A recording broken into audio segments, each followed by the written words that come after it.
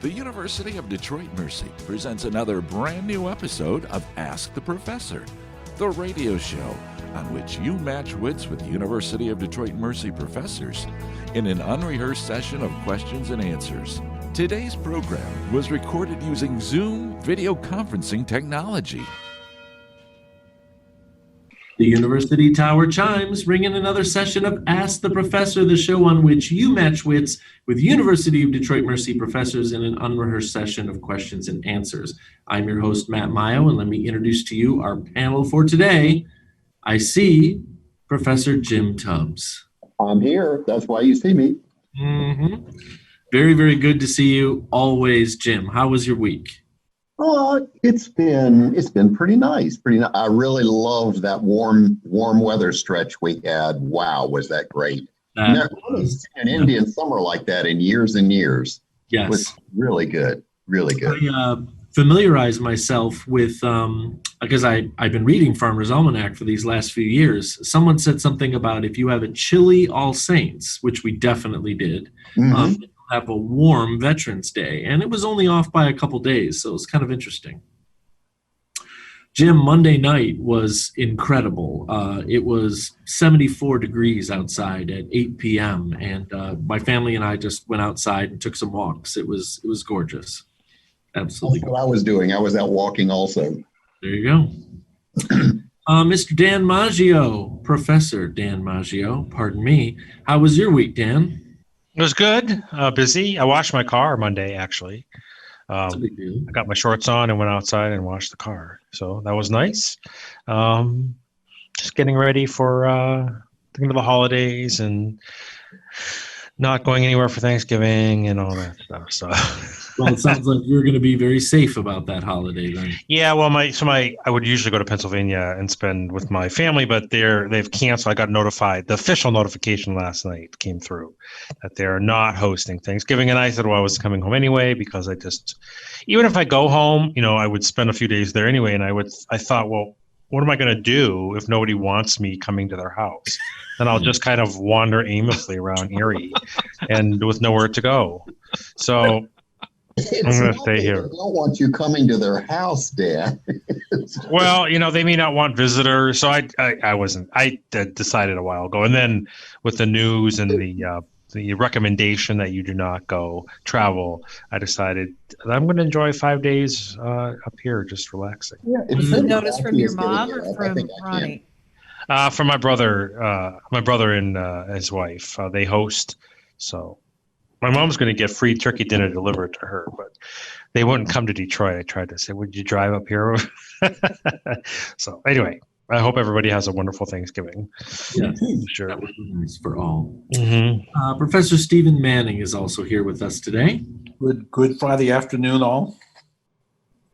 We missed you last week, Stephen, and Heather was saying that you were very, very busy on the phone. I hope that your consultations have gone well. We'll see. We'll see. The results are still forthcoming. What did the lower level staffer from the Trump White House say today? Look, we're going forward as if the president is getting a second term. So da-da-da-da-da. And everybody in the audience is just like, this is freaking me out. Oh, he's got cabinet level people saying that kind of thing. One of the few remaining staffers in the West Wing, apparently. Exactly. I mean, I know it doesn't, regardless of what he does or doesn't do, we're going to have a new president as of January 20th at noon. That's right. But still, this holding up of the transition is just really bad. Yeah, it is. And I don't mean to normalize it. I just like to point out when you're married to a historian who particularly likes stories in particular about first ladies. And so there's this new series that's starting soon about the first ladies, which looks really, really interesting. Leslie has already informed me we've had 4 inaugurations where losing possible incumbents just didn't bother to show up and basically flipped the bird to the person who was taking office. So that wouldn't be I was hoping it would be the first time, for the history book. When was the last one? Must have been in the 19th century. I believe so. I believe not in the modern era, Jim, not in the modern era. The Bush-Obama transition is now looks like the model for Oh, yeah. how to Oh, yeah. do it properly. Yeah, nice notes and, well wishes and all that other fun stuff, Right. decorum. Professor Heather Hill is here with us today. Hello, Hello, how are you? I'm good. Is it okay to bring up that your stay from teaching the days are numbered, or do we not talk about that? I actually have the whole year off. Yeah, no, I just mean, with every passing moment, we all get closer to the grave. Listen, disciple of doom. I know. No, that topic is now off limits. So anyway, Sure. Well, you're going to be around all the winter term too? Well, I will. Where are you going to be, Stephen? I'm going to be very stern with you. yes. Heather, have you had some successful writing lately? I wrote a paragraph this afternoon. That's a Wow, big very deal. nice. That's how it goes. Yeah, that's how it goes. To me, that's a big deal. I learned from a very respected, just sub-Nobel Prize scientist that if you can write one sentence a day, you're doing pretty good as an academic. And I think I tend to agree with that to some extent. No. That was not my experience in graduate school. I remember being able to write like 10 pages of pretty decent philosophy in Wow. a day. Maybe it's the different disciplines, Beth. No, I maybe, but no, I just think I was good at it then and I'm not now. I think that's actually a simpler explanation. The researching and writing was what you were doing all the time when you were in graduate school. True. You've got a lot more to do now that you have to change gears and get back into the research and writing mode. And that's the hard part. Even Sure. though I was teaching in graduate school, it wasn't full time like like I am now. So Right. Heather, can you remind us what you're writing? I'm working on images of disruptive women, both in contemporary American culture as well as in the late Middle Ages. Like an interesting sort of trans-historical study. Very cool. Yeah. Professor Dave Chow is here with us as well. Pleasure to be here, as always. Excellent. What are you drawing, Dave? What did you draw from our last recording? No, I'm just taking notes. Oh, okay. Just so Michael has something to record that we were actually here. So I'm just filling these things out every week. So Every once in a while you draw. Well, there was something there on that sheet. There was some sort of turkey or glove or. just a hand. I was going to turn that into a turkey. Okay. So It's that time of year. it's I that love time of the year. seeing my dog with Play-Doh in front of it from last week. That was great. Right. That was great. Zombie Beth resurges. And of course, that's a perfect transition to tell you that Professor Beth Oljar is here. Good to be here. Mm-hmm. Whew. So I'm looking forward to this break, Beth. What about you? Thanksgiving break? you Choose mean? your break. I'll take it. Well, I'm definitely looking forward to the break after the semester ends. I mean, I'll be reading drafts of papers over next Me week too. and then Thanksgiving. So Me too. Yeah, that's a tough time of year. Tough time of year for us all, and it's all coming a little bit earlier than we're used to. So, don't forget. As I was driving Emmett home from my parents, as I mentioned earlier last night, Beth, we're driving home, and Emmett yawns, and he's like, "Dad, what time is it?" Like, it's 6:30. He goes, "What?" That's the end of it. It was already pitch black, of course, but Mhm. so how good. old is he? 8? He's 8. Yes, he's 8. And he's tired at 6:30?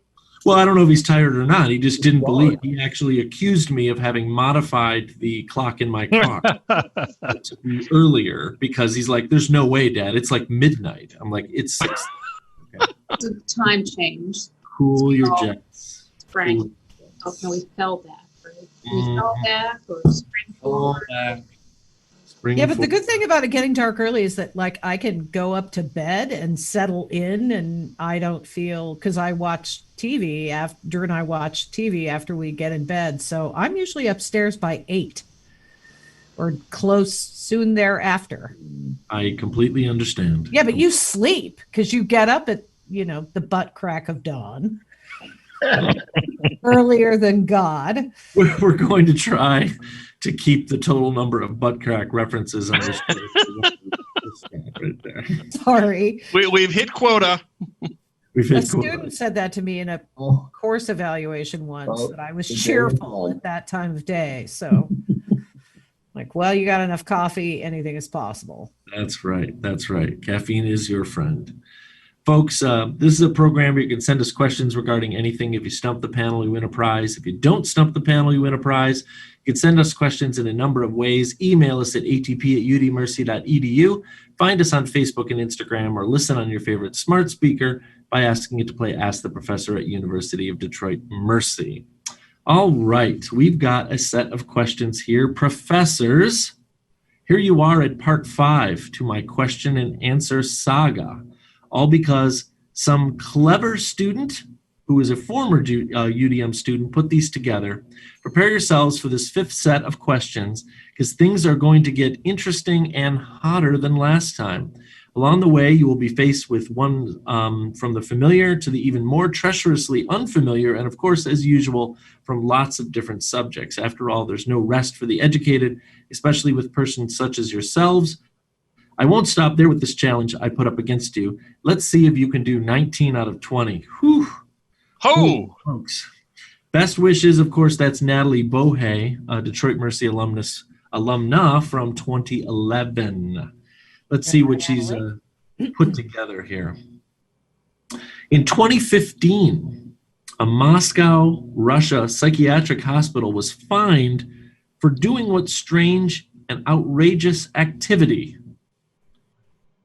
Brainwashing their patients?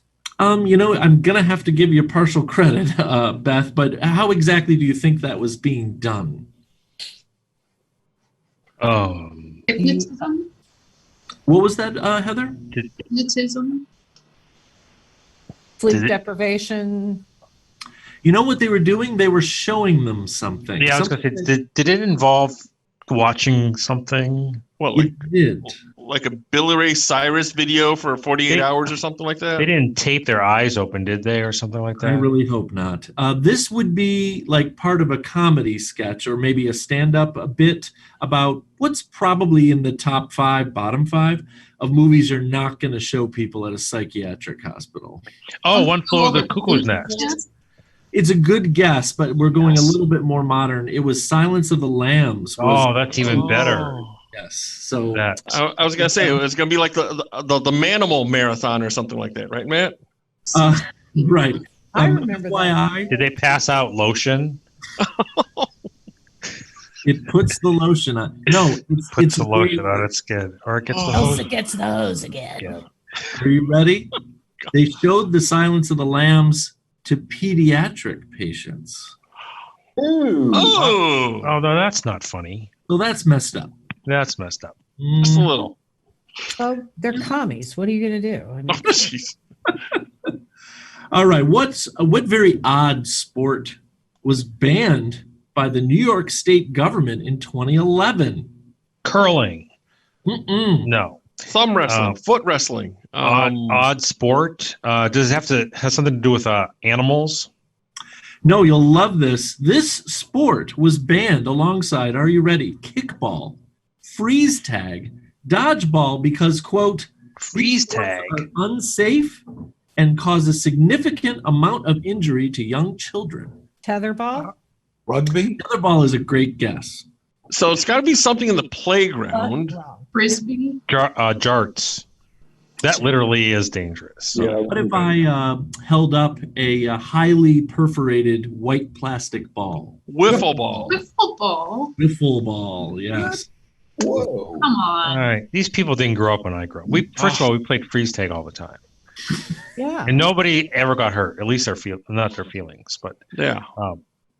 physically. Dodgeball shouldn't be played in schools. Well, competitively, I've seen that. So that could, but dodgeball also can be a bullying game. Yeah, I can So for- remember getting hit pretty Yeah. severely. So All I know about wiffle ball is the bat was very light, and as per everything in my household, at least between my brother and I, we just wailed on each other with it. It's like Hot Wheels tracks, whip each other to death. Wiffle bat, whip each other to death. I mean, that's 2x4s. Oh, absolutely. Typically pretty skinny too.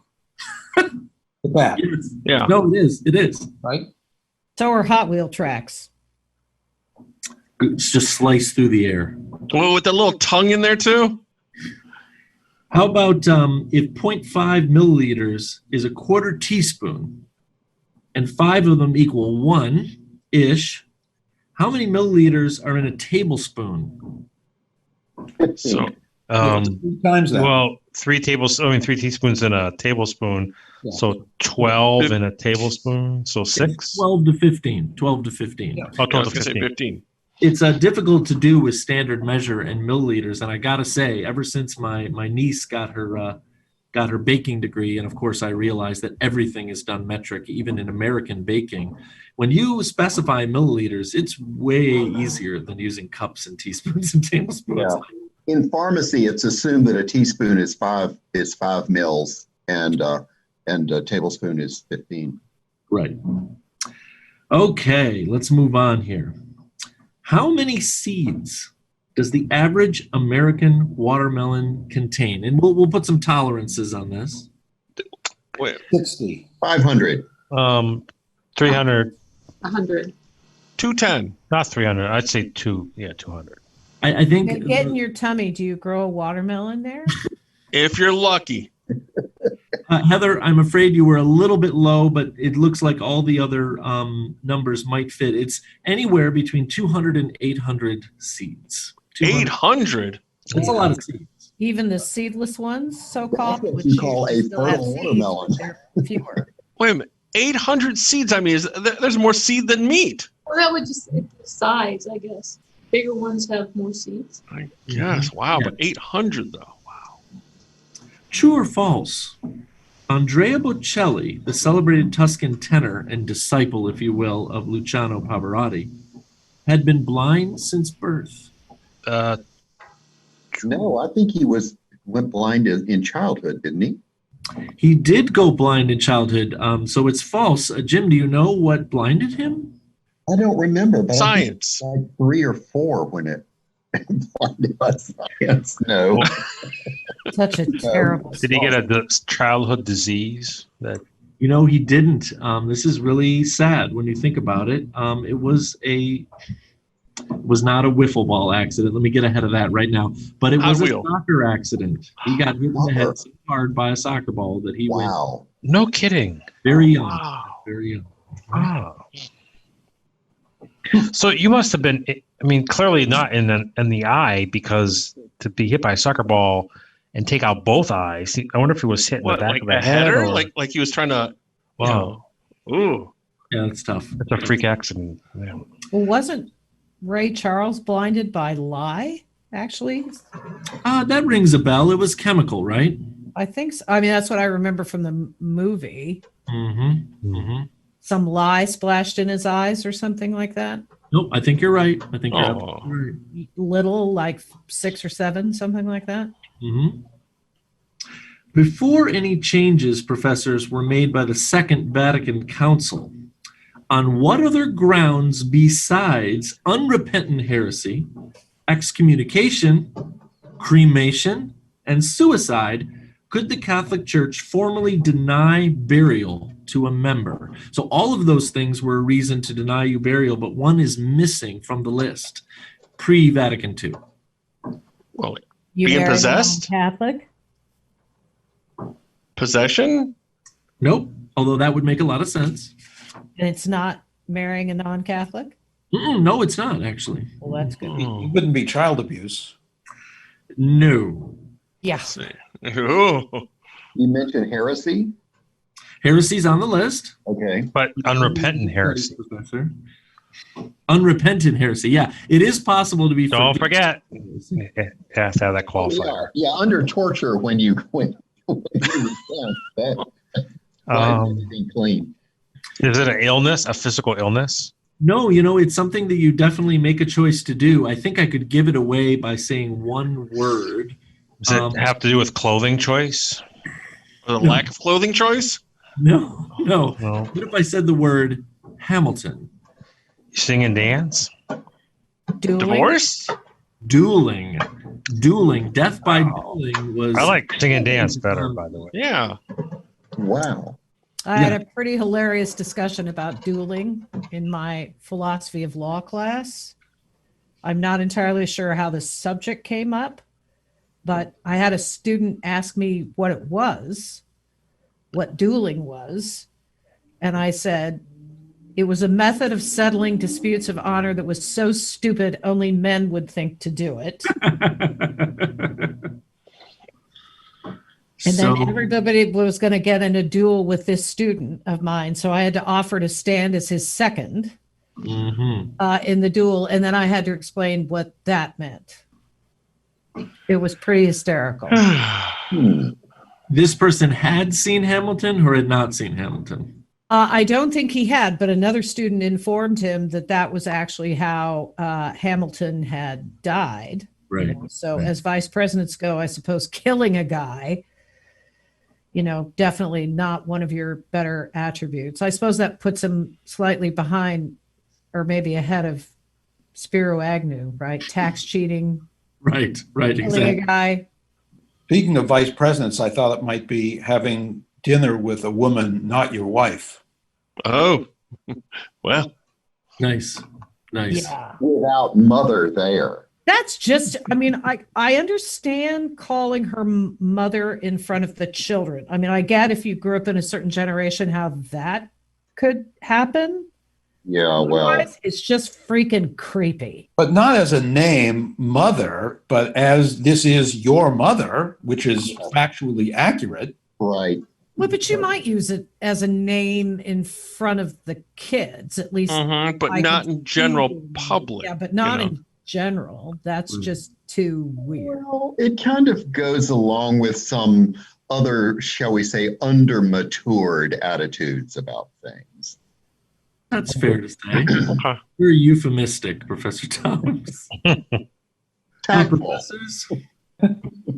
19th century French actress Sarah Bernhardt, who, by the way, was born Henriette Rosine Bernard, was said to have originated what very, to this day, fashionable piece of clothing. Not the bustier, bikini a or anything like corset? that, was it? Nope, it wasn't a bikini. Was it a hat? Boa, was it? It was a hat, but what hat? Beret? Oh, yeah, the beret. Was it sort of a wide brimmed hat? Brim hat? Okay, let's start. Bowler, derby, fedora. Ah, there we go. It was the fedora. She popularized the use of a fedora. Which is like the greatest hat of all time. It's a great hat. It's a great hat. It's iconic. It's iconic. I It had says- one that I wore in high school pretty often. There you go. This type of hat, it says here, takes its name from the play Fedora, of which Bernhardt had assumed the role of the titular heroine, Princess Fedora Romazov. Oddly enough, the fedora that she wore in the play wasn't like the one we see today. It became fashionable with women first and was particularly tied to the women's rights movement.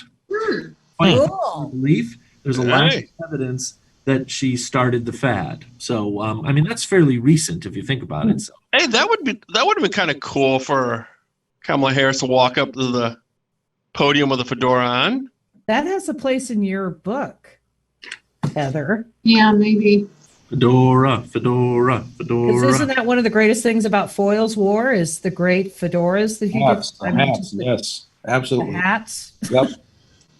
He had one I particularly liked. It was kind of that purple, rich purple color. Probably really good quality felt wool. Yeah. Oh, He had a dark green one that I really liked.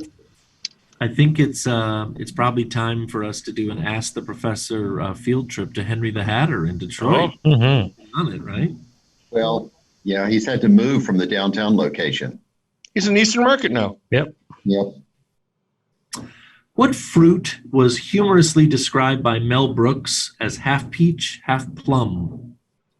Nectarine? Nectarine. Yeah, only makes sense. It's Mel Brooks. God love him. How old is he They now? say a pluot, but that's a plum and an apricot. So Also delicious, by the way. Okay, recently, it sounds like Natalie has learned of this scaly endangered animal whose species are native to sub-Saharan Africa and Asia, and it feeds mainly on ants and termites with its long tongue. It's been tied to the COVID-19 outbreak. Oh, Stephen, what's that called? We both read the article. Yeah. Not the tuatara, is it? Oh, pangolin.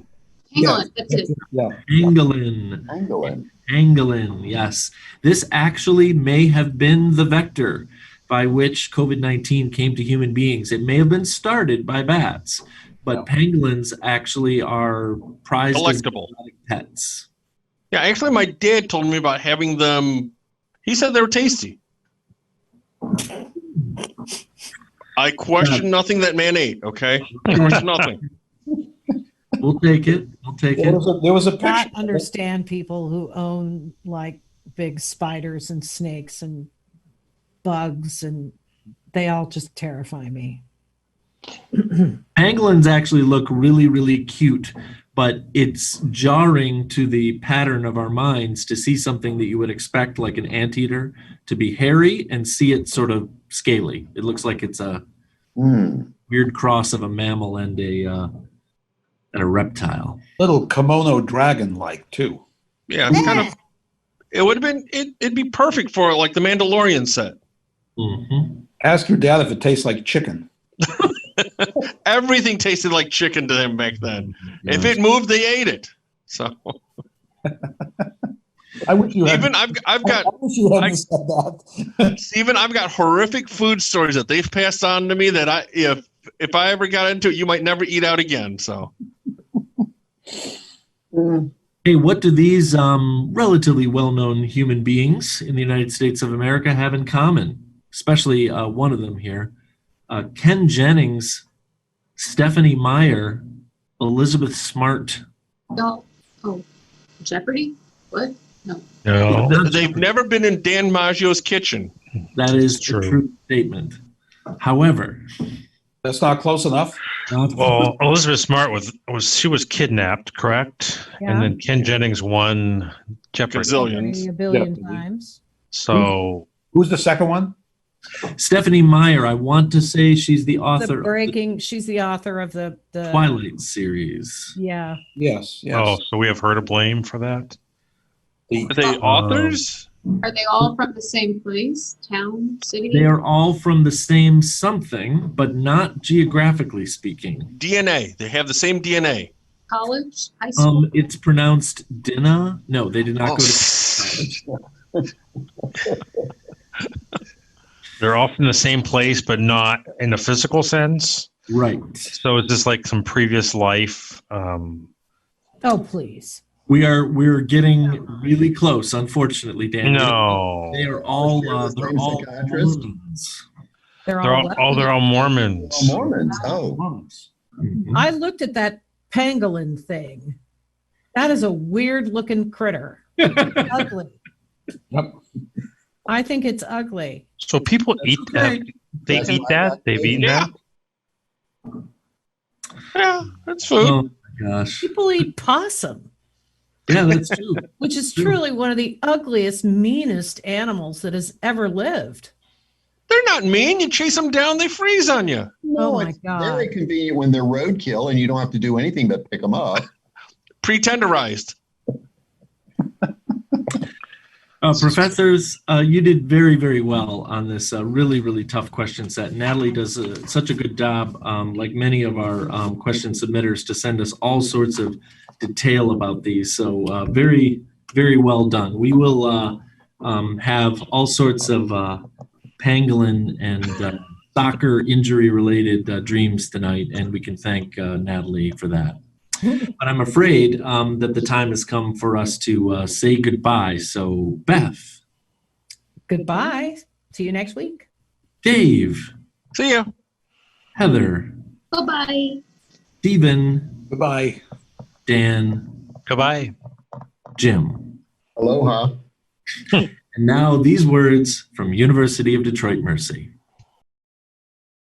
Ask the Professor is transcribed at the facilities of our houses, but we're still out of the Department of Communication Studies in the College of Liberal Arts and Education at University of Detroit Mercy. Ask the Professor is produced and technically directed by Michael Jason and Brian Masonville, and our executive producer is Professor Jason Roach. Until next week, I'm your host, Matt Mayo.